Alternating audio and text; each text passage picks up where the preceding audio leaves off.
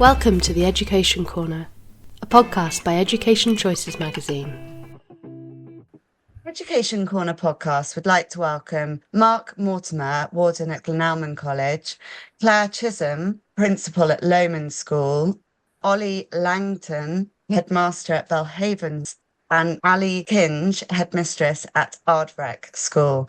It's wonderful to have you all here representing some of the different boarding schools across Scotland, and we're thrilled to be able to discuss with you the offering that you provide.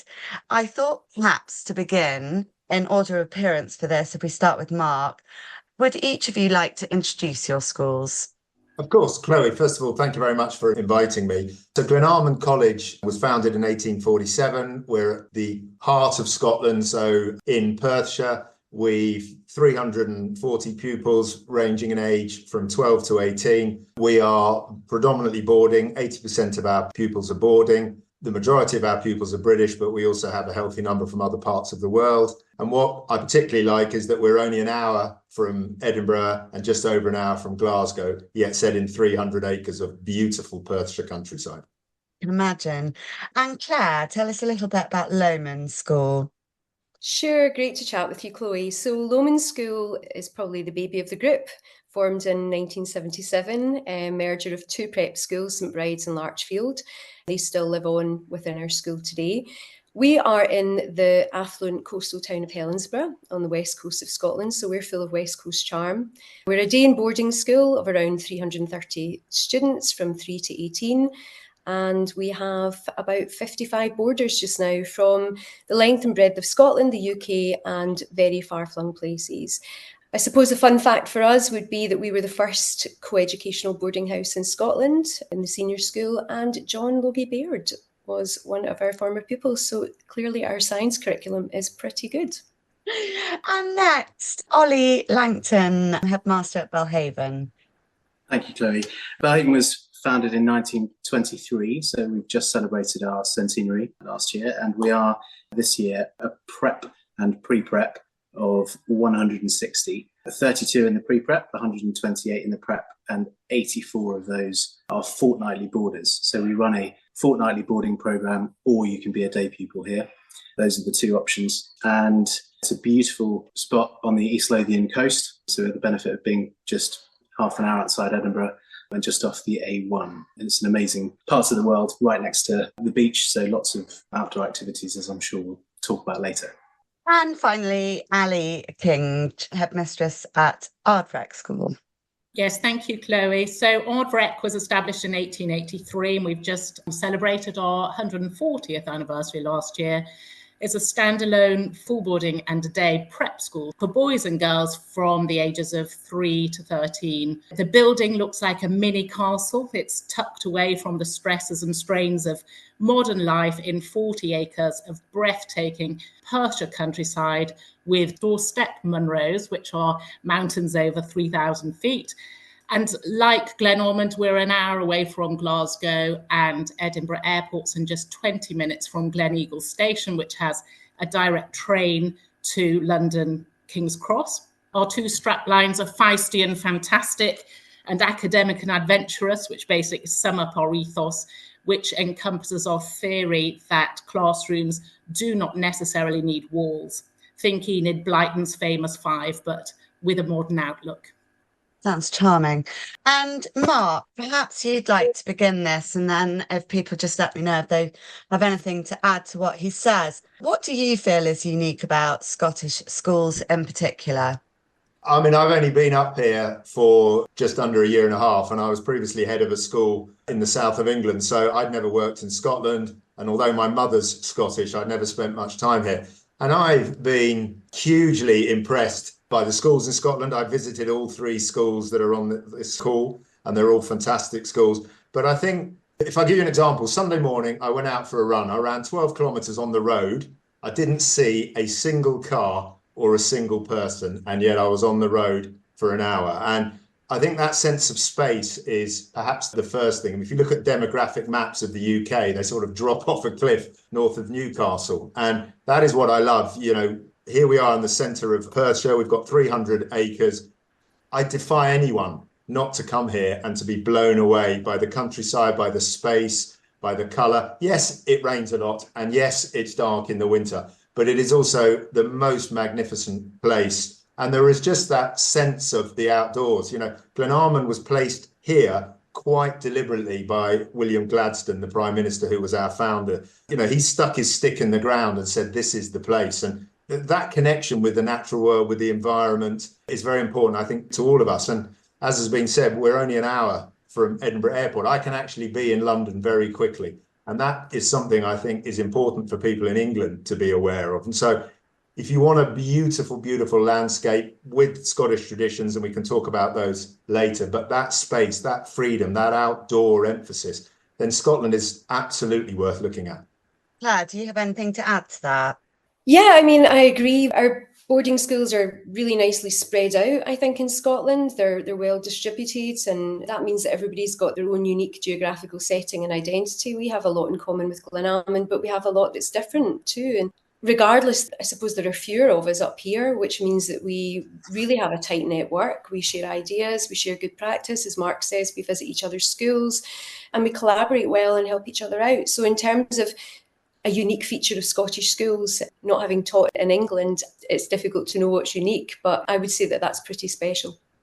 Each of your schools offer a different experience of Scotland, obviously, and schooling in Scotland. Could you talk a little bit more about the range of choice available? Perhaps, Olly, if you start this.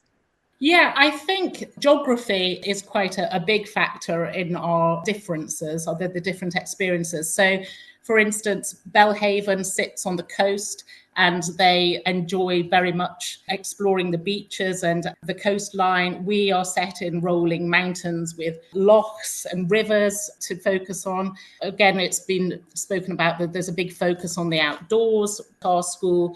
We're very close, as I said before, to the mountains, so skiing plays a huge part in our curriculum, as it does with Glenalmond. We often collapse the curriculum, so if we see that there is a big dump of snow due, we might just say, right, we're not having lessons tomorrow, let's get in the minibuses and we'll all go skiing for the day, which is a fabulous opportunity for the children. At the moment, have a fabulous teacher who is a former professional opera singer, so our music and drama is pretty special. And I know quite a number of us have links to France. So we have what we call the Old Alliance, which is obviously the tradition of a fabulous relationship with France. So we have, particularly in the summertime, a big influx of French that come, and that gives great opportunity for our children to experience different culture, and they get to go over to Paris in the holidays. So there is a big diverse offering amongst the sector, and I think geography plays a big part in that. And Olly, obviously from a coastal perspective.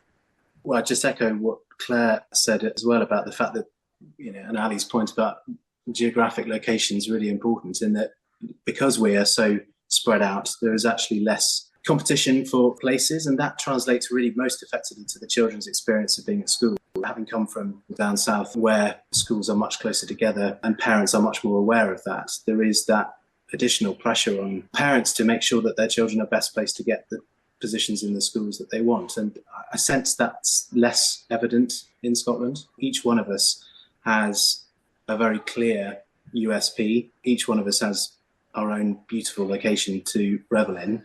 And actually, we're able to focus on all the strengths of our own setting rather than having to compare ourselves constantly with our, inverted commas, rivals. So actually, the whole environment, the whole landscape of Scottish education is a really supportive and positive one. And that, I think, is really important for the children, because they're living in schools where, as Ali says, you can have that freedom perhaps to take advantage of the particular conditions of any day. Living in Scotland, you do have to take your chances when they arrive slightly with the weather. So actually to have the freedom to do that is a real blessing, and something that's, I think, increasingly rare in the world of education. Next question, perhaps Claire, if you could answer this. What impact do you feel Scottish culture has for children and life at your school?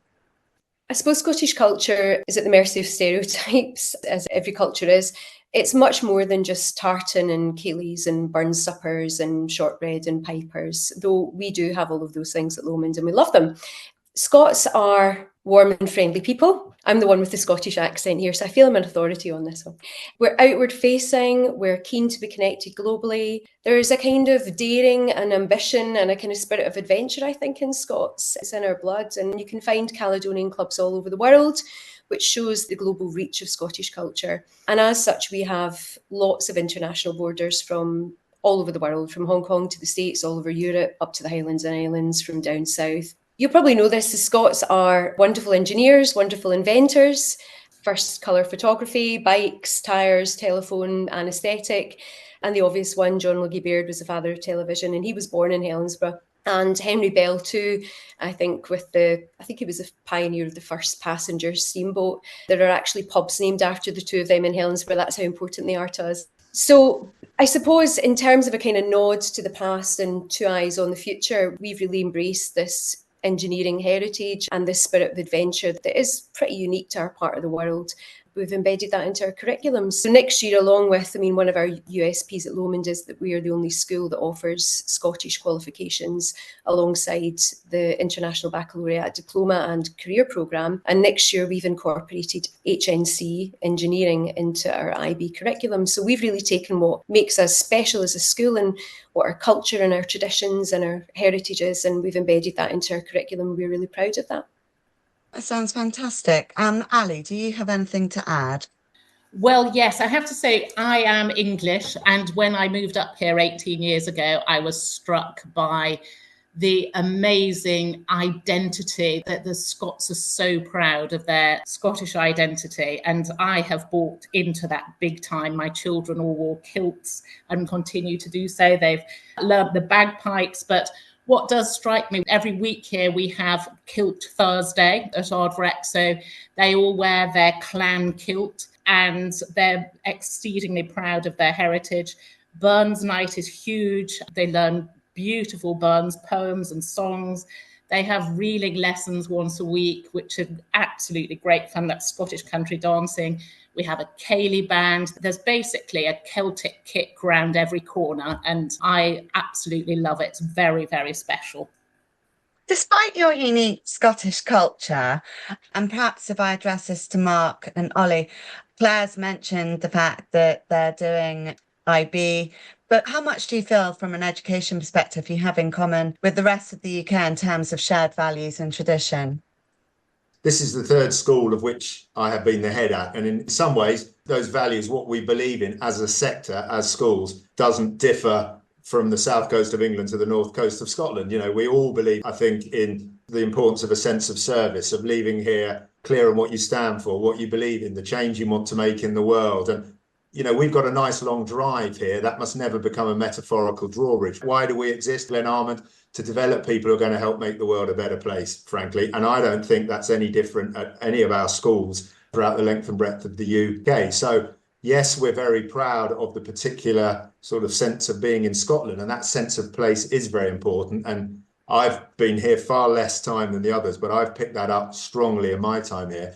But I also think that we share that view with other schools across the UK. I think if someone came here looking for those values coming from other parts of the UK, they would absolutely see that there was a thread that runs through all of us. Claire and I are both heads of HMC schools, so that's the sort of leading senior schools, and both Ardvreck and Belhaven are members of IAPS, which is the sort of similar prep school version, and therefore we share a lot of those values across the UK.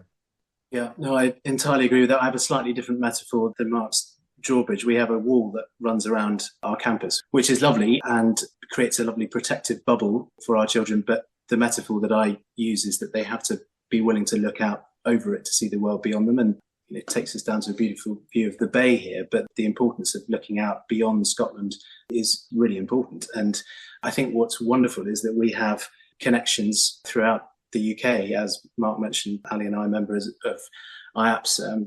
Belhaven's also part of something called the Oxford Group, which connects me with heads down south at boarding schools. We've got a senior schools fair this Saturday where we've got 30 of the top schools in the UK coming to Belhaven to give parents just a snapshot of what they offer. So we're very well connected, I think, with the whole of the UK. And we are able, as independent schools, to select the elements of the curriculum, both Scottish and English, that best suit our pupils. So we start with quite a few elements of the curriculum for excellence at the lower end in our pre-prep, with a real focus on play and getting outside. And then as we go up through the school, we move more towards the national curriculum as we prepare the children for common entrance and scholarship to the school that best suits them when they reach 13. So I think we're really well connected, but we retain that sense of character and independence that takes advantage of the best that Scotland has to offer. Percentage-wise, Olly, would you say that the majority of the children coming into the school are Scottish? Or I know that I've talked about this with Mark, not on the podcast. Or would you say that you are attracting children from England? We do attract children from England. We have boarders from all over the UK. We have some coming from Sussex. We have some coming from London, from Hampshire. The vast majority are from Scotland. We have 10% from France and Spain. But of our 84 boarders, between 50 and 60 are from Scotland. We were able to connect, as Mark mentioned, we're so close to London in all reality. We're able to connect with London King's Cross very quickly. We do an accompanied train for boarders who are coming from the south. So we send a member of staff down on a train with them at weekends out every fortnight and then bring them back on a Sunday. And that's a 3.5-hour ride from Berwick to London King's Cross. And then we look after them with a taxi back to school. You could argue that you're closer than Cornwall. With the A303, definitely. And Mark, is it very much the same for you? I know that we have talked about this privately, but you are attracting children from all over, aren't you?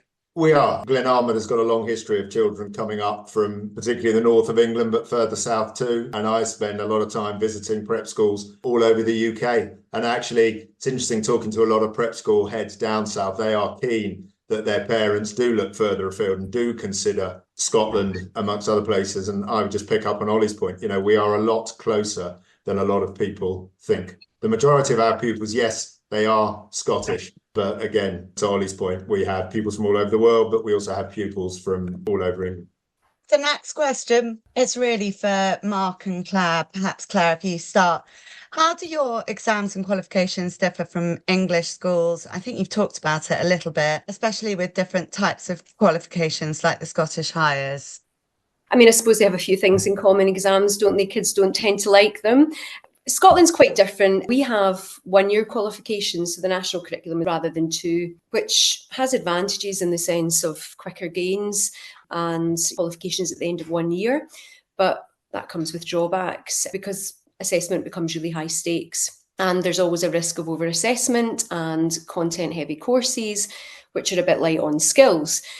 So in Scotland just now, the government are reviewing the Hayward Report, which I think had about 28 different recommendations for change. Some of those changes are around reducing assessment and introducing a baccalaureate-style qualification with a lot more personalisation and choice and flexibility. At Lomond, about 5 years ago, we did a curriculum review ourselves, and so we kind of considered ourselves to be a bit ahead of the curve there because we decided to look at introducing IB, which of course is popular down south, it's popular around the world, but Scottish internationalism is kind of the golden thread that runs through our schools. So we wanted to have that quality educational programme, which we feel really ties in with the values of our school and what our pupils need when they leave school.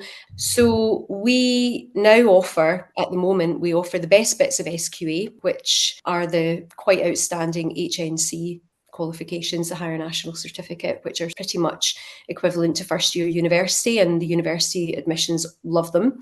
So we've been running them for a couple of years now, and as I said earlier, we're broadening what we're offering, but pushing forward also with our diploma programme and our career-related programme within the IB. So I think that from our point of view, we looked at what our young people needed to go out there and change the world, as Mark said, and we looked at the skills like imagination and creativity and bravery and research skills and academic integrity. And we looked at also valuing what our young people are doing out with the classroom, which unfortunately the Scottish Highers and Advanced Highers don't do. And we thought about the richness of the experiences that we could build in with these new qualifications. So we really have quite a pick and mix, if you like, of qualifications at Lomond, which absolutely play to the strengths of our young people who are more outdoorsy, more sporty, equally dyed-in-the-wool academic, and they will take you to universities down south across the UK, Scottish universities, and further afield as well internationally. So we're really proud of what we do. Sometimes it's quite difficult for people to get their heads around the Scottish Highers and Advanced Highers. I think we are the only nation that offers these one-year qualifications. But as I said, we're in a bit of a state of flux just now, and we're just eagerly awaiting the government's response to the Hayward report to see what the future holds. And Mark, when students move on to university, how is the process different, would you say, for yours and Claire's pupils than perhaps it would be for pupils from England? Obviously, there's hires, and Claire's already explained that they're very well respected at university level. And then also, obviously, you've got a university like Edinburgh on your doorstep, which is highly sought after internationally. What are the perks for the children of staying in Scotland?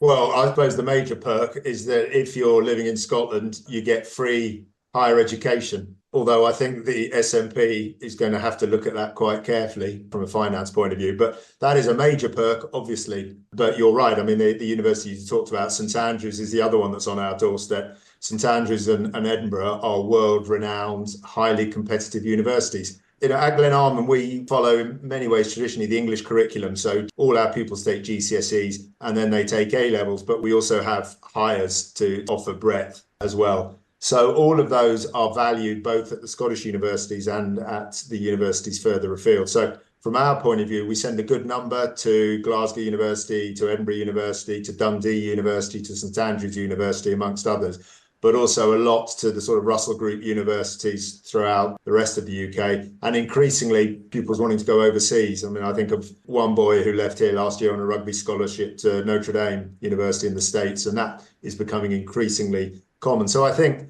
reflecting the emphasis we're putting on our pupils, lifting their heads and considering the sort of the globalization of the world, that's what's also happening in people looking at university. It's fascinating. And obviously, they're fantastic choices.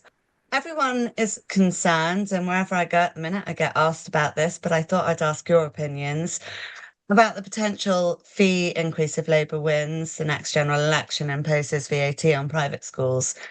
Scottish schools also have lost their business rates in recent years. How do you see schools and school fees being impacted by these changes? Olly? Yeah, so VAT on school fees is the hot topic for all schools across the entire country and is obviously a worry for everybody.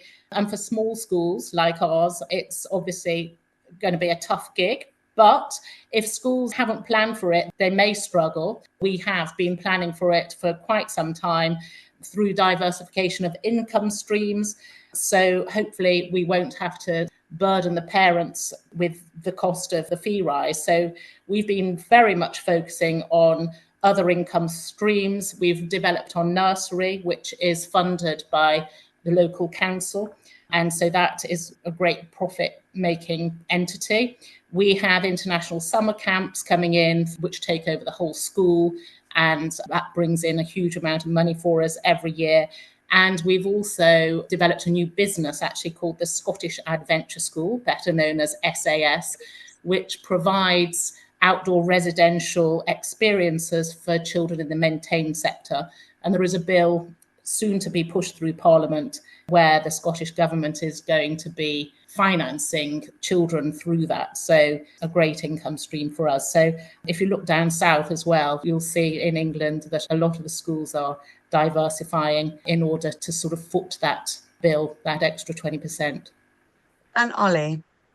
Yeah, it's a very worrying situation, particularly for small schools. And I think that inevitably there will be fee rises for parents to have to manage. Schools need to do what they can to be as lean and as efficient as possible. The onus is there on all of us, but it's not just VAT that we've had to manage. There have been cost rises over the last 5 years that have made this a significant challenge for us and for our parents. Business rates, the pandemic, rises to teachers' pension costs. These are all things that we've had to face, and schools are resilient. We'll do what we can, but with the lack of detail as to any future government, potential government's plans, it's very difficult to do anything more than scenario plan as regularly and as robustly as we can and wait for timings and details when they follow. I think it's been said now that it's going to be one of the first things that they put through. Claire? Yeah, just to, I suppose, reiterate a lot of what Olly and Ali have said already, really challenging times for the sector, but we're resilient and we believe in what we do.